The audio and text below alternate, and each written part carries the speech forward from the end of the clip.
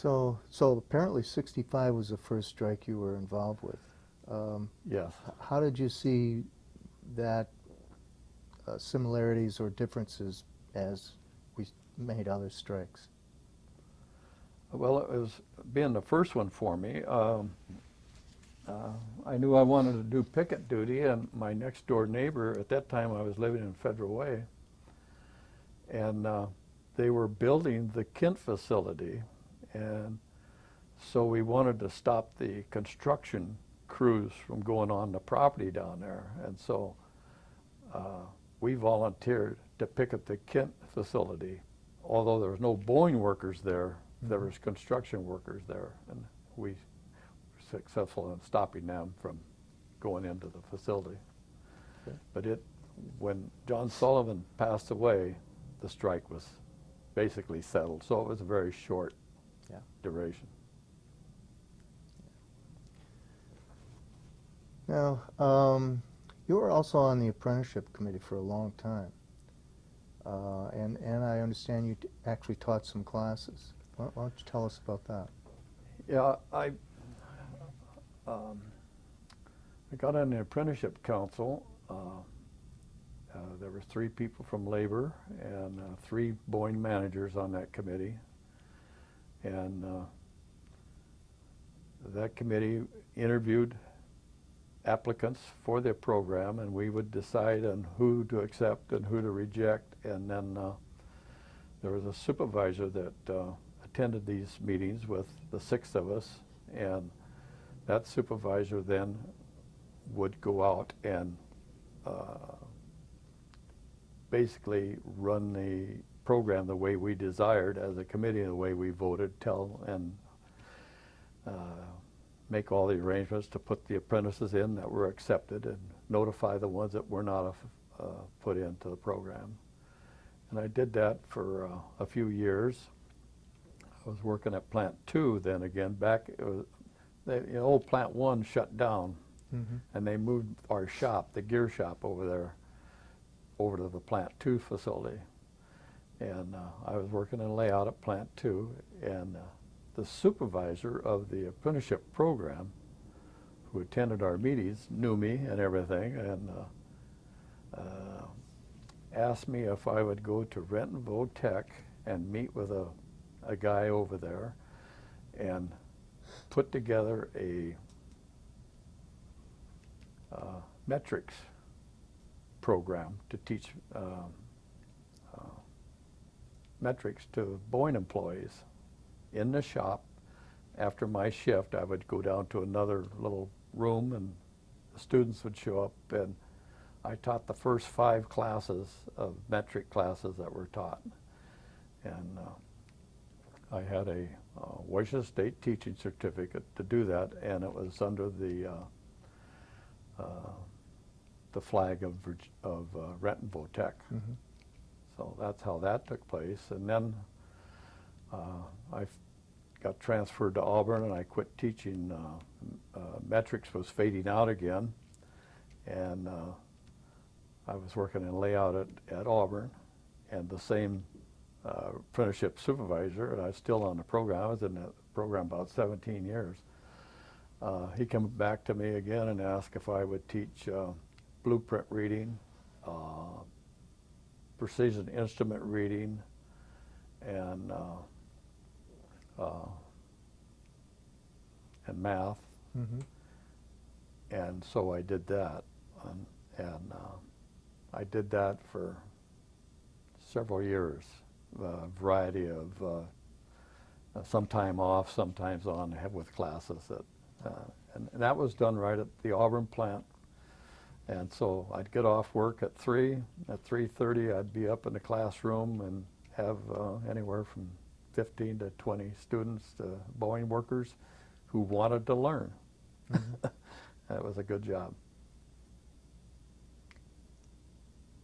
And you also told me once that you help members with not only contractual problems, but things that weren't in the contract. Do you have any stories there? Yeah, I call that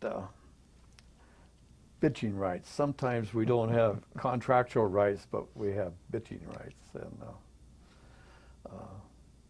one of the fellas come in and wanted to grieve his EA rating, and I told him that was not grievable. And he said, well, you don't understand. He says, look at here. And he showed me paperwork reflecting outstanding quality of work. He had 3 different forms: a man of the month for quality of work. He had quality certificates of merit. And his EA was rated down on his quality of work. And I said, this is really dumb. They give you all kinds of certificates and then rate you low. I said, well, we don't have grievance rights, but we got bitching rights. So I called up the union editor, Jack Daniels at the time, and I asked him if I'd sent him a bunch of stuff, if he would put it together and maybe we should run an article about it in our union paper. And so I faxed everything to him, and I told the employee I'd get back with him, and the information come back from Jack Daniels, and what a wonderful article. He really put it together perfect. And so I thought, well, boy, this is gonna work. And then I asked Jack not to print it yet, because I wanted to give the superintendent a chance to respond, because he was one of the managers that was on the apprenticeship council, and I'd been working with him for years. I knew the guy. So I got in touch with him,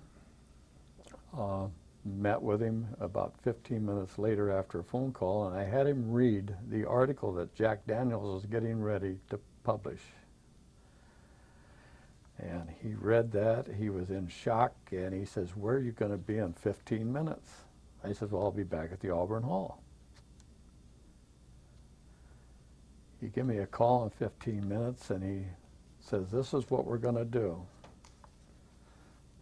He's going to discipline 3 or 4 supervisors, one of them being the general supervisor, whose name was on this EA. And then they said they were going to change the EA for that employee, and that he was in the office with them, and wanted to know if that was going to be satisfactory to keep the article out of our union paper. And I said, well, I don't know. I says, let me talk to the employee. So I talked to him. I says, now you've heard everything just said. Are you satisfied with this being changed for you and the supervisors being disciplined? And he said that he was. I asked him to put the superintendent back on the phone.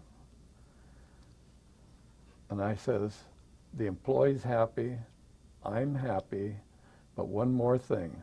I do not want any discipline action or retaliation against this employee in any way. And he says, I guarantee it. There will be absolutely none. And I says, okay, we won't run the article. And that was that. Power of the press works. So that was one of my bitching right grievances that I resolved without having to file a grievance. Now, I believe it wasn't too long after that that you finally changed the contract on that. I believe it was the very next contract negotiations, because this particular superintendent was also on the committee for the Boeing company in negotiations. And it just happened. It just happened to go away. Oh, that was good. Well, you said you weren't a steward, but I know you were elected to offices. What ones did you run for? Well, I run for local C treasurer, the first office I ever run for, and got put into that. My duties were just, and Phil Kruger was the president of the lodge at that time, and I would get up and read the treasurer's report at the meetings, and that was about basically it. And then I run for district council alternate and got elected to that. And then I got elected district council. After 4 years of that, I served on the district council then for 4 years. And then after that, I was, when I got elected to the council, about 3 or 4 months later, I was put on as an organizer,